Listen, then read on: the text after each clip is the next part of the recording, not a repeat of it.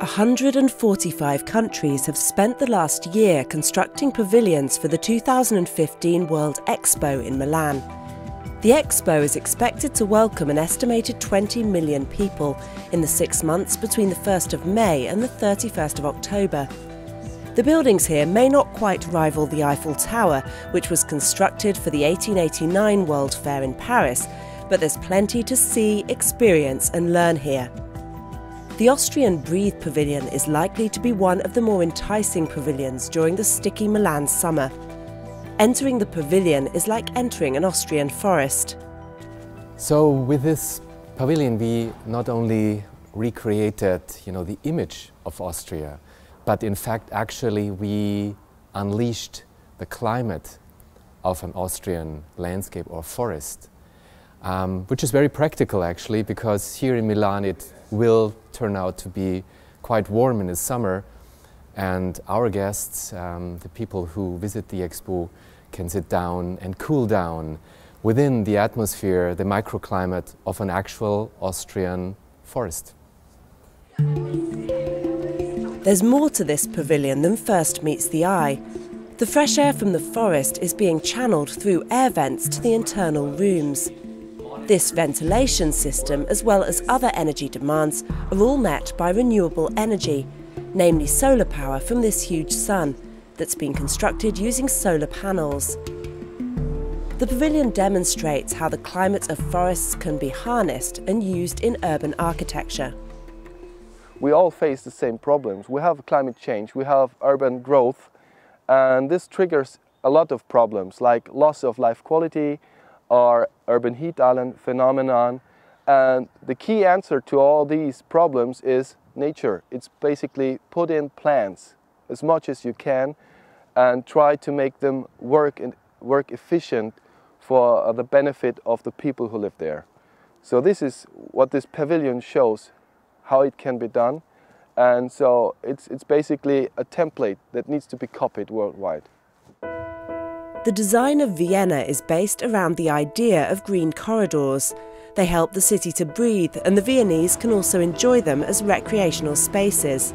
In fact, all over Europe, people seek refuge in the forests at weekends and holidays, enjoying a wide range of recreational activities.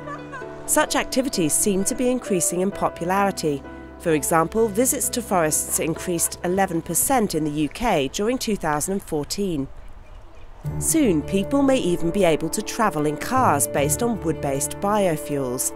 A Finnish company has created a wood-based diesel fuel that significantly reduces greenhouse gas emissions compared to fossil fuels. And their latest innovation is this prototype car, in which most car parts traditionally made from plastics are made of biomaterials such as thermoformable wood. Wood is not the only product forests provide. They're also a source of nutritious organic food. Here at the Styrerek restaurant in central Vienna, renowned chef Heinz Reitbauer and his team regularly feature dishes using ingredients from the forest.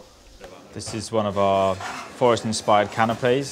I'm starting off with some puff pastry. It's been infused with a spruce needle oil. I'm just going to fill it with some venison shoulder.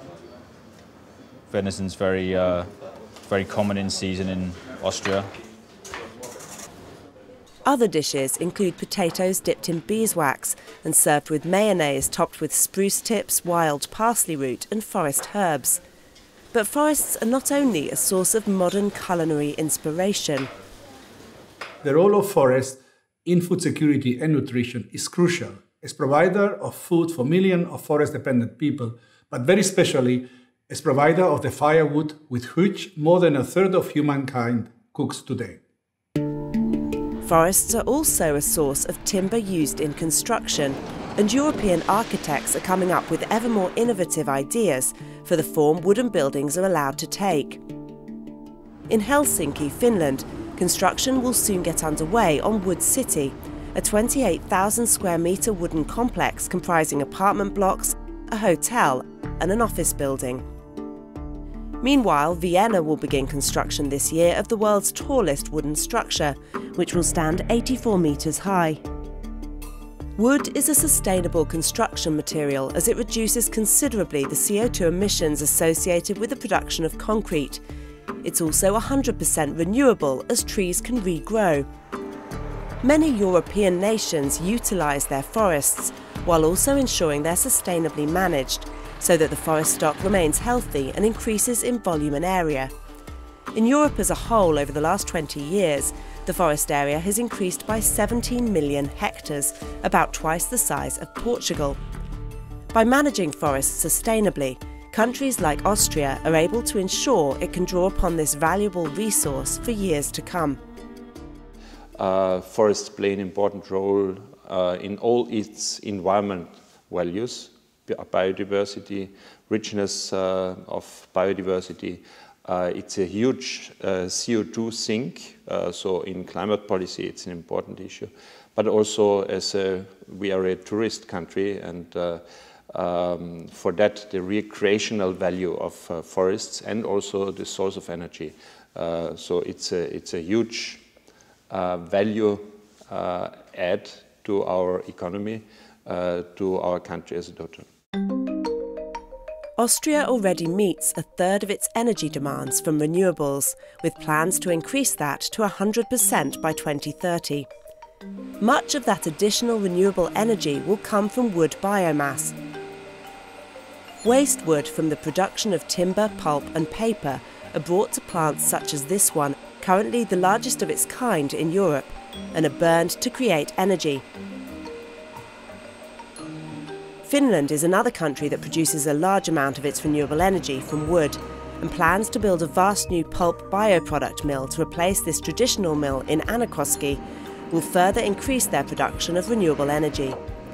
It will also add 1,500 jobs to the 4 million people already employed in forest-related industries across Europe. The Austrian Pavilion at this year's World Expo, with its forest climate machine, is an example of a new way in which plants and trees may enable us to green our cities. Adding to the innovative uses of forests can only be good news for Europe's economies, her people, and the environment.